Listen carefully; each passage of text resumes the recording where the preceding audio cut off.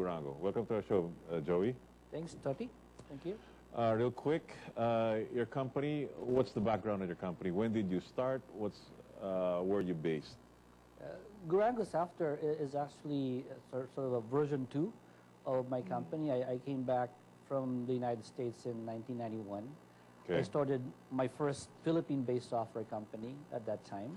Is Gurango based in the U.S. or is it based in the Philippines? It's okay. Philippines. But when you said the version 2, what was the version 1? Yeah, when I came back from, I grew up in Seattle, Washington, and I came back here specifically because before the whole trend for outsourcing and offshoring was even a term, we decided to open up a branch here of our U.S. company because we wanted to hire Filipino programmers at a lower rate than we were paying our American programmers. Okay. So that was that turned out to be such a successful venture for us that eventually we shut down our programming facility in Seattle and moved all of our programming work to the Philippines. Okay. Of course, it took like 2 or 3 years before it got to that point. But how would you fare off the Filipino programmers with those in the U.S.?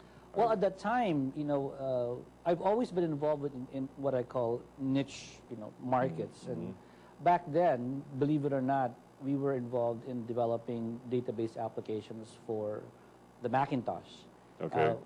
Mind you, the Macintosh was introduced in 1984. Yeah. So by 1991, it was still a fairly new platform, and especially in the Philippines, it was not a very common competing platform. But because we had identified a specific niche, we were able to be pretty good at it. Okay. And then eventually, of course, when Windows became more popular and became the more dominant operating system, we moved our development work to Windows. But the market for your Macintosh programs were not in the Philippines. Totally North America. North America.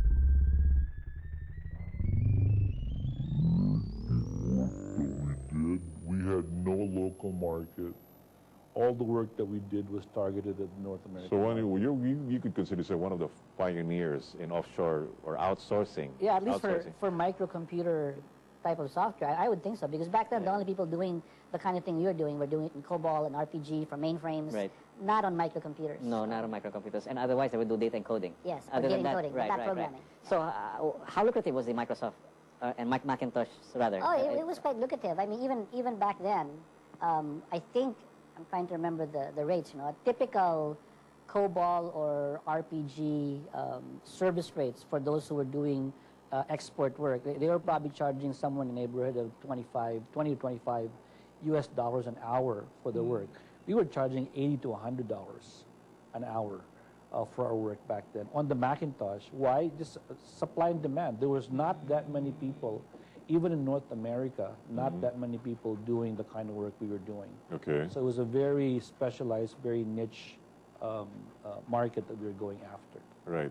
And were we able to get the Filipinos to be adapted to Macintosh? Because at that time, there wasn't really any Macintosh installation, not that much, nor was there a training program for Macintosh. I think at that time, the distributor for Macintosh in the Philippines was a company called DPSI. And I asked them how many, at that point, 1991, how many Macintosh computers had they sold in the Philippines? And it was something like 2,000. That was it, And so all of our Macintosh computers we were bringing in from the U.S. and we had to train. I mean, nobody had the skills. Okay. They had basic programming skills, but not on the Macintosh. So we would put them through, 3 months of training. But originally, you had your shop set in the U.S. Yes.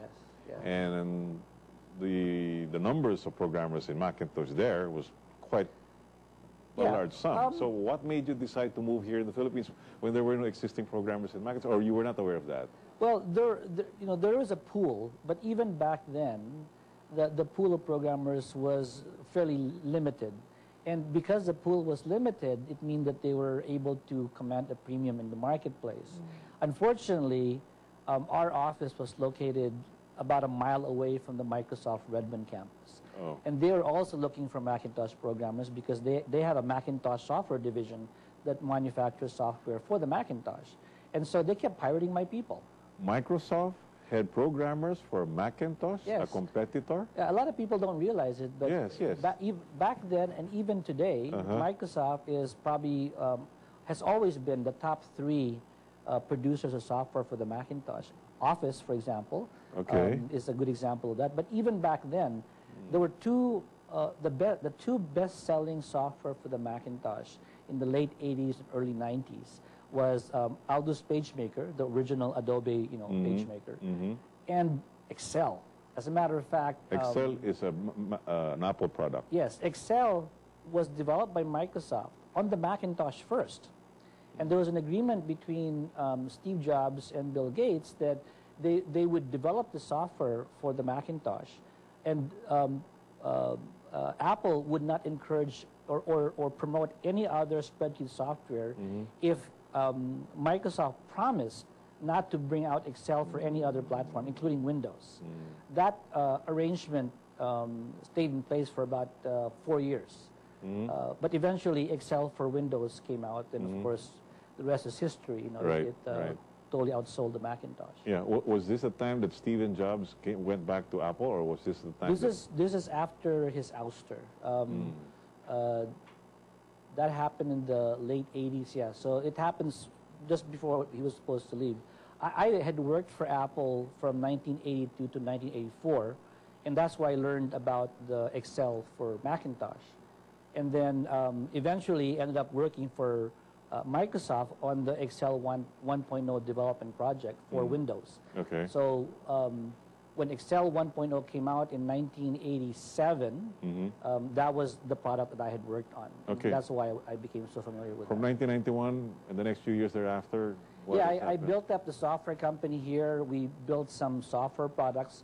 We moved from a software services company doing outsourced work for companies in the U.S., and we decided to develop our own products.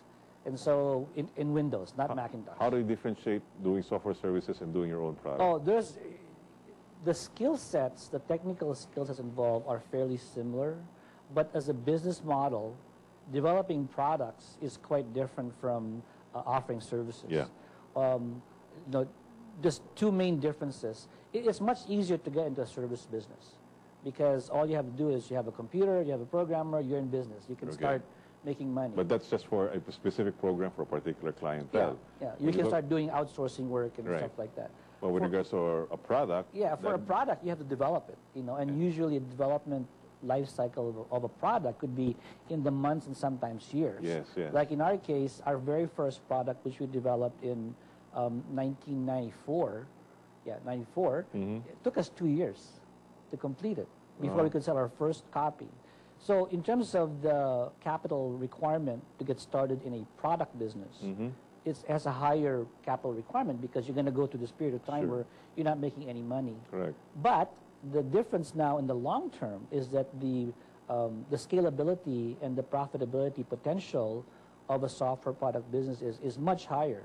To give you an example, even today, if you look at our industry, software industry in the Philippines, the typical software house in the Philippines generates somewhere in the neighborhood of $16,000 to $20,000 a year per programmer. Those who are involved in export services. Contrast that to our company, which is a product-based company, and we're generating more than double that per person. So in other words, you can ramp up your revenues more quickly without ramping up your headcount. And this is very important because the truth is, even though we have a very strong and growing BPO industry here, there is something limiting it, and that is the number of people involved. For our BPO industry, for our services sector, to double the revenue it can generate from export sales, we have to double the number of people who are working in that industry. Whereas for those of us who are involved in products, we just have to double the amount of software we sell, not necessarily the number of people we have to offer. So our cost of sales are fairly steady. Our cost of goods. Yeah, so whether we sell 1 copy of our software or 100 copies of our software, our operating costs stay the same. Yeah. Okay. That's the difference in scalability. And what kind of products are these that you have developed through the years? Yeah, we started out doing a project accounting software in the 1990s. And then we moved more towards financial management software. The current company I have now, which I started in 2003, by the way, that first company that I had in the Philippines was eventually acquired by Microsoft. That's how I ended up working for them again. They bought my company, which is based here in the Philippines. It was a U.S.-based, a Philippine-based company that was bought by Microsoft. Actually, that company, our headquarters was in Seattle. Correct. The Philippines was Was this like a branch office. A branch office, okay. So that company was acquired, and that's why I ended up working for Microsoft again for a few years. Okay. But when I started this company, we started in 2003. 2003. Same Concept. evolution. We started out again as an outsourcing company, doing .NET programming work for companies in the U.S. Because at that time, 2003, .NET was sort of pretty new, new concept. So we started out that way, but as I did the last time, after a couple of years, I said, I don't want to keep doing this outsourcing type of business. I want to develop products so we have our own intellectual property. Correct. So at that time, we decided to focus on human resource applications. Okay. So we do HR, time and attendance. We do leave management systems, payroll systems. Right. But the niche that we are catering to are companies that have multinational operations. Okay, moving from services to product development, what were the challenges that you encountered? Or what were the pitfalls, if there were any? I think there are two main challenges when you try to make that transition. And by the way, all successful software companies eventually become hybrids. Become hybrids. You can't be a pure product or a pure services. If you want to be successful, eventually a certain percentage of your revenues will have to come from IP, intellectual property, and a certain percentage will come from services. Okay. The difference is, where will the majority come from? Of the revenue. And our goal, which we've been able to accomplish, is that at least 60% of our revenues come from licenses and fees that we can derive from our customers without delivering any services. Yeah. Okay? The 40% is basically exchanging hours of our time for dollars. Okay. That's what makes us, technically a product company. But there are two main challenges when you have a service company and you want to transition to a product company. One is culture. Okay, that's a very important factor to keep in mind. The corporate culture or the working culture of a service-focused company is quite different from that of a product-focused company. I guess a real easy way to differentiate it is your outlook. As a service-based company, it's short-term. We've got to deliver this project now. We have a deadline to meet. We've got to keep this customer satisfied. Very single customer focus, because you're normally serving one customer at a time, but very short-term focus. Customer wants it done by this date. If you don't do it by that date, you get penalized. So everybody's mentality in the company gets focused on that. A product-based company has a longer focus, simply because whenever you develop a product, first of all, it takes time. First of all, you don't have a chance to get it right more than maybe a couple times. You can get wrong maybe once, but you get wrong twice, you're out of business. So you have to put a lot of thought into it, a lot of forward planning. Typically, you're looking at trends in your market that are in the 12 to 18-month horizon. As they say, there's a saying which actually was attributed to Steve Jobs. I read it in his book recently. There's this hockey player in the U.S., is a very famous hockey player. His name is Wayne Gretzky. And he had a very popular saying that he says, you got to skate to where the puck is going, not to where it is. You got to go where you think things will be in the future, and that's what a product company has to do. I cannot be developing software based on the environment that exists today, technologically or whatever. I got more questions for you, but we got to pause for a break. You're tuning in here to the Business Portal for this segment of Trends Analysis, and our guest today he's the Managing Director of Gurango Software, and also a member of the Board of the Philippine Software Industry, and our topic for this episode is the software development opportunities for overseas. Do stay tuned for more information. And our guest is the Managing Director of Gurango Software, and also he's sitting as a board member of the Philippine Software Industry Association, Mr. Joey Gurango. So, switching from services to product development, initially you needed a what we say a longer financial backup, especially when you need the development. Definitely, because you're in product development, you cannot be developing based on where the technology or the trends are today. Yeah. Okay. I'll just give you a real good example. The software we're developing today that we're going to be releasing in the next 12 months is already being developed for Windows 8. Okay. We have to, because if it's going to take us 6 to 18 months, for example, Right. to develop the next version of our software, Exactly, yeah. we can't be focusing on just yeah. Windows 7, which is out today. Correct. Okay. So that's you one- collaborate with Microsoft on a regular basis. we have to be very switched, very plugged in Yeah. to the different technology providers like Microsoft that we are building our software on. So today, for example, you probably heard a lot about cloud computing. Yeah. So anybody who's developing software today that is not aligning themselves with at least one of the major cloud computing platform providers is going to miss the boat. Yeah. Because in 12 to 18 months, everybody will expect, or our customers will expect, that the software that we produce for them can be deployed in the cloud. Okay. So because we're primarily a Microsoft partner, we've allied ourselves with the Microsoft Cloud Platform Initiative. There are others out there, but we're supporting solely the Microsoft Cloud initiatives. Yeah.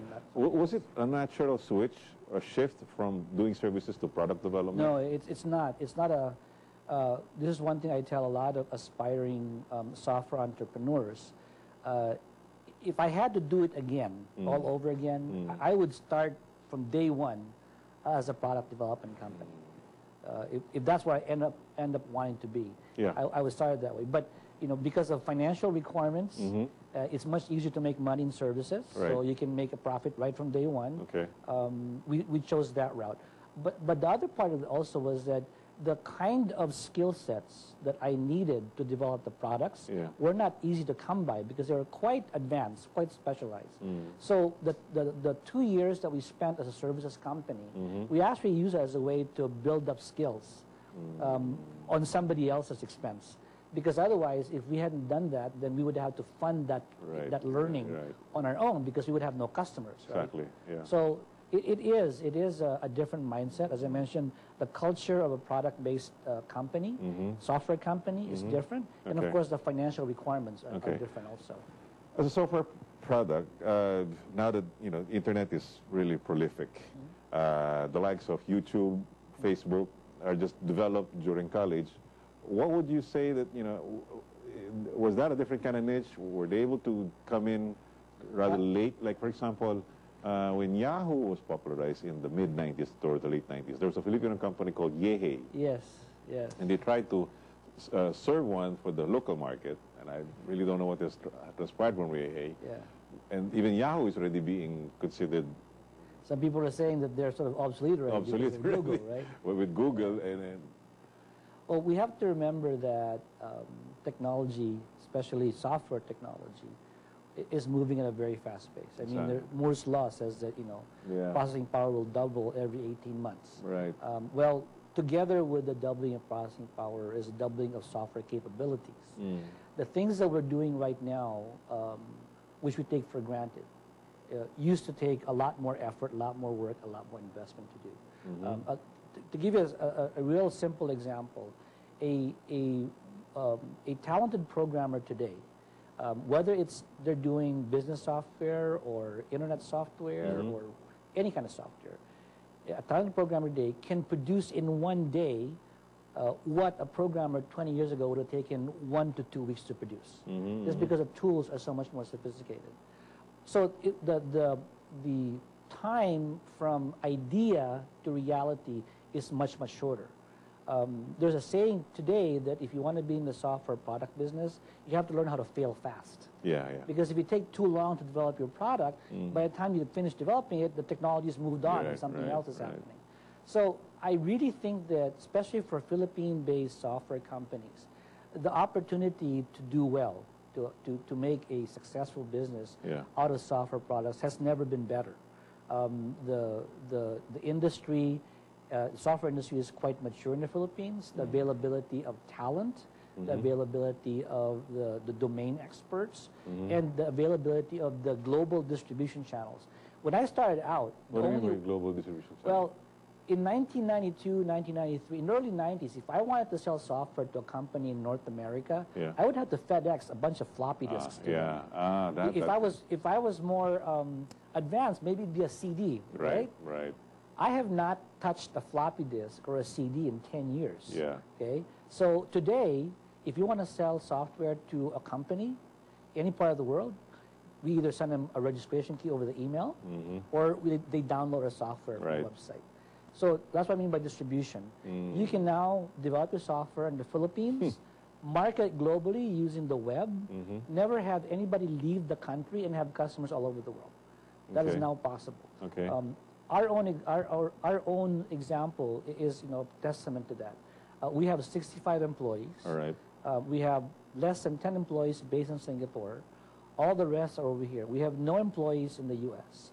And yet, of our 400 or so customers, only less than 100 are in the Philippines. Oh. So All the other customers we have are in Singapore, in Malaysia, in Australia, the U.S., in Europe, in many, I'd say, except for the companies in the Philippines, of those who are outside the Philippines, I'd say no more than 10% any of our employees, even myself, Okay. has ever met that customer face-to-face. How's competition and market saturation? Is that a threat? Well, no matter what you get into, there's going to be competition. And of course, you always have to worry about saturation. The trick is, you've got to come up with a unique value proposition. Okay? There are other companies that offer the software that we offer. Okay? Yeah. Local companies that speak their local language, that Okay. probably have personal relationships with the local potential customers. But we have some uniqueness in what we offer. So for example, today, although we offer what I would call generic business software, HR and payroll, what makes our software different? Yeah. Our software was developed specifically for companies that have a multinational workforce, that need to comply with the HR and payroll rules of more than one country.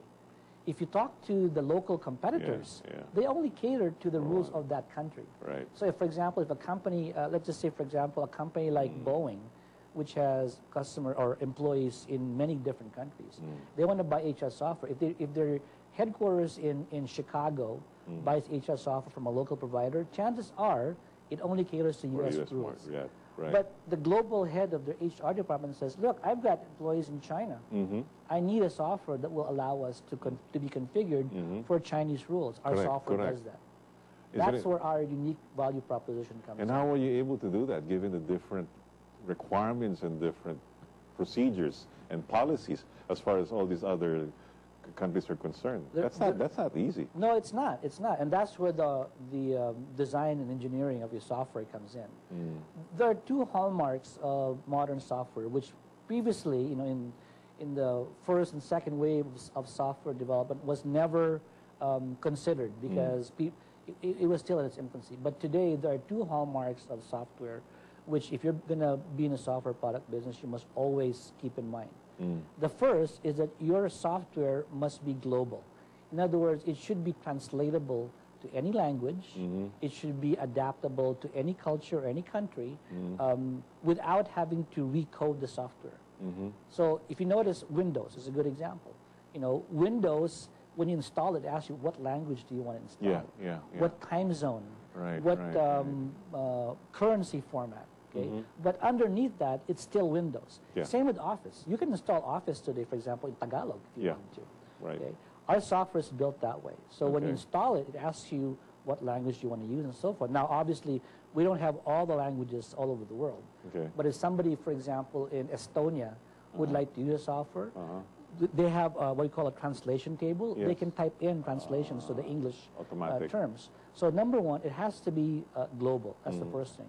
The second thing is it has to be customizable.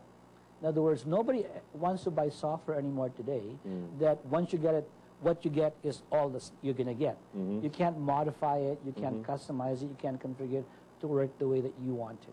So as long as something is global, your software is global, and it's also customizable, then you can adapt it. Okay. If you don't design and engineer your software from the ground up to have that particular functionality in it, then you're right, it would be very difficult. Yeah. The reason I'm asking about market saturation, you mentioned that you have about 65 employees in your company, and you got about 10 in Singapore, And how would you encourage the entrepreneurs who would like to enter into this market, in the industry, build their own product, and then compete when you're talking about small size companies and what you're going to be creating so many small outfits out there, and then you might be crowding the market with so many of these outfits. You have to learn how to partner up with the superpowers. Okay. Our partner is Microsoft. All right. We use the Microsoft global ecosystem to bring our products to market. 90% of all the sales we make are because of referrals from Microsoft. We make sure that their network, their ecosystem, the Microsoft employees, the sales force, the other partners are aware of our software, and they help sell our software by referring. Okay? Yeah. That's for us specifically. But there are many other ecosystems out there, many other superpowers out there. Apple's a good one. Yeah. Okay. If you want to plug into a superpower, plug into the App Store of Apple. Okay. You're using their reach, their global reach, their distribution channels, their brand as a way to sell your software. Okay. I mean, nobody knew anything about Angry Birds until it appeared on the iPhone, right? Yeah, yeah. So if they tried to sell Angry Birds or distribute that on mobile phones, all over the world, I don't think it would have worked. But because it was offered as a free app on the iPhone, they were able to leverage that same way. Now, I can take that example to other ecosystems, other superpowers. What do you mean by ecosystems? An ecosystem is a technology platform that is supported not only by the vendor who produced it, but also by a whole group of programmers, companies, businesses, customers that contribute to the growth of that platform. We contribute to the growth of the Microsoft software platform. Right. We add to it, okay? And by adding to it, we increase not only the usability and the value of the Microsoft platform, but also our own. YouTube is a good example of that. Okay. YouTube is just a platform, but what makes it such an important and thriving ecosystem is all these people that are uploading videos to it. Yeah. By itself, it doesn't mean anything. Not only videos, but even some news snippets that even... There are channels. Right. There. Even like when there's a close market, like CNN would pick up video flicks from YouTube. YouTube. Another good one, which I'm sure a lot of Filipinos are aware of, is Facebook. Yeah. Okay? One of the most successful examples of using that superpower, using that ecosystem, is Farmville. Okay? I'm sure most people use Facebook know about Farmville. Of course. Farmville would never have existed as a product if it wasn't for Facebook. And Facebook became a more popular platform or ecosystem because of Farmville. All right. It's an ecosystem that you got to have a win-win. Okay? Farmville attracted more users of Facebook. And as more users of Facebook came onto Facebook, more users of Facebook became Farmville customers. Okay. So that's what I mean by using a superpower and then using that ecosystem to leverage your product. Now, with the introduction of the iPad and the Android, what's the next level? But before you answer that, we'll pause for a break.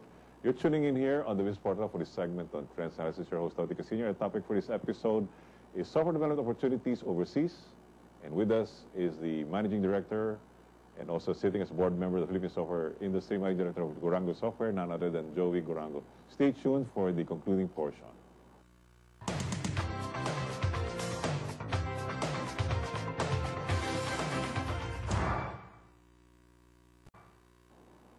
We're back here again on the Business Portal for this segment on Trends Analysis. Your host, Tito Senior, and our episode for this day is the software development opportunities overseas. And with us is the Managing Director of GurangoSoftware.com, as well as sitting as a board member of the Philippine Software Industry Association, none other than Joey Gurango.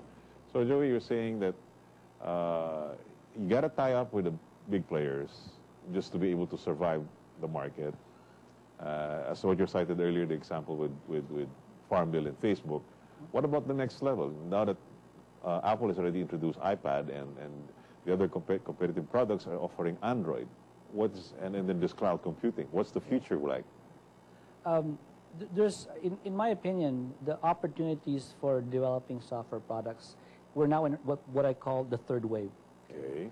The first wave, which is what was happening in the 80s and the 90s, were what I would call PC-based software. In other words, you develop products specifically to run on personal computers, servers, networks, but it was still a fairly closed system. Running business application programs. Mostly business applications, but also some consumer, but generally business. Right. The second wave is where we're at right now, which is running software products on devices, mobile devices, iPad, iPhone, smartphones, Windows phones, Androids. That's now the second wave that we have right now. I think the third wave, which is coming up, which is going to actually be a combination of the second wave and the cloud, is where the next big opportunity is. Right now, there are applications that run on the web. Most of the recent hits, for example, Google, Amazon, YouTube, Facebook, Twitter, these are primarily web-based applications that have been extended to devices. So now, I think I read somewhere that more people now use Facebook on mobile devices than on actual personal computers as of today, because everybody's now using mobile phones and even the iPad to access Facebook rather than the actual computers. And I think that trend will continue. Okay? So now, the third wave of software product development will be applications that are able to completely integrate both the web space and mobile devices. Give you an example. Okay, right now, I'm sure a lot of people use the web for email, right? Yeah. They use the web for email. That's where the server is. That's where the data is. But occasionally, or maybe more than occasionally, I also want to check my email on my phone. Wherever you are. Wherever you are. Okay, that is probably the most basic and most simple way of explaining what I'm trying to say. Okay. Eventually, all applications that will be developed will need to be usable both in the web and on devices. And when I say devices, I'm not just talking about phones or iPads or tablets. Right. Okay, right now, you got phones, you got tablets, but there will, as the cost of computing goes down, you will find devices everywhere. Devices in your car, devices at home. Right. Today, we have these digital mapping, navigation. No, the digital photo frames, that you can put your photos in there, and they do a slideshow. Okay, right. But it's static, right? The only reason why it's not smarter than that is because it costs too much today. In 5 years, they can put a whole computer in that chip. Yeah. And so not only will that frame be for displaying pictures, it'll be a complete iPad, okay? And you can do stuff with it. And when you can do stuff with it, I can have maybe 5, 6, 7 of these frames all over the house. I'm watching TV in one. When I go to another one, it can sense me. Sure. And then I can continue watching the show in another room. It'll follow me wherever I go. That's just a simple example of a consumer device. But what makes that magic happen is not hardware. That's software making that happen. But you need the infrastructure for that. Well, sure. You need Wi-Fi and routers and switches to be able to move that around the place. And in a country like the Philippines, being a third world country or developing country for that matter, how can we catch up in a society, just what you just said? It's not, Toti, it's not just a question of how. It's really a question of when. It's going to happen. I still remember 1995, 1996 when we got our first internet connection in the Philippines. Yeah. A real internet connection. And I remember talking to some people and telling them, eventually you're going to have internet connections in your house. Is it in the Philippines? No, we'll have it in the office. That's for business, no? But I can't imagine ever having an internet connection in my house. Well, what has it been? It's been about 20 years, right? Yeah.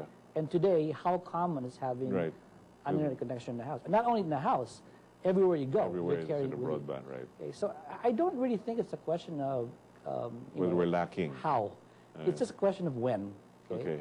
Today, for example, the acceptance of the user, the acceptability, is it widely accepted easily? Can they adapt to it? I think that's one area where the Philippine society can be an even more lucrative market for Filipino companies wanting to develop software products.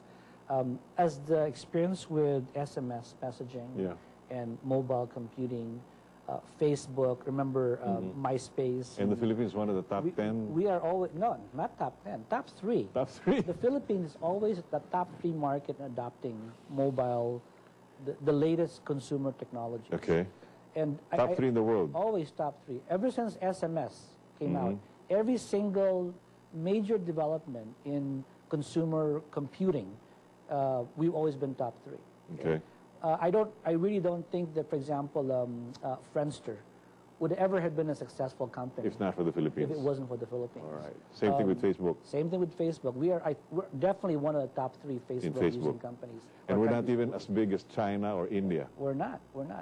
Filipinos have a knack for- inborn need to communicate, to socialize. Okay. And these technologies allow us to do so. Right.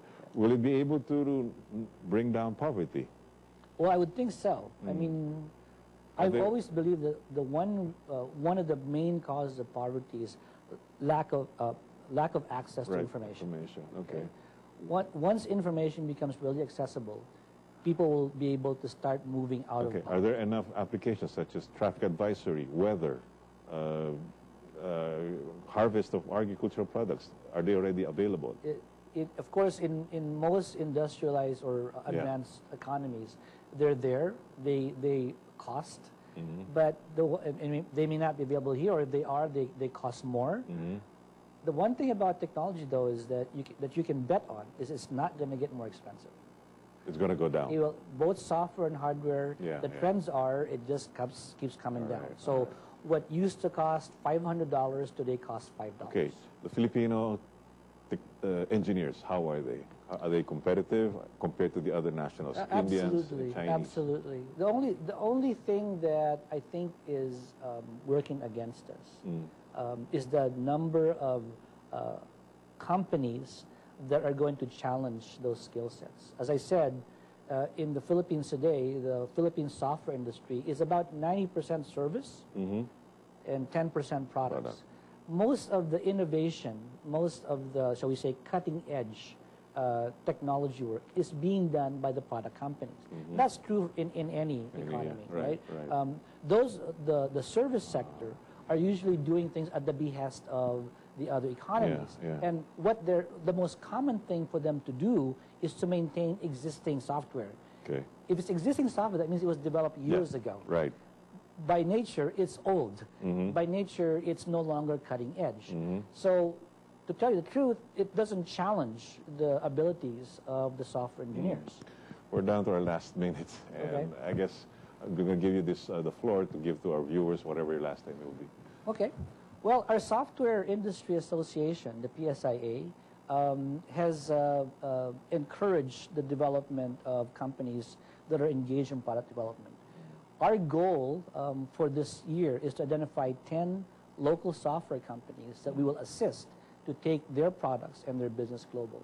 So if there's anybody out there who is looking to bring their product global and need assistance, get in touch with the Philippine Software Industry Association.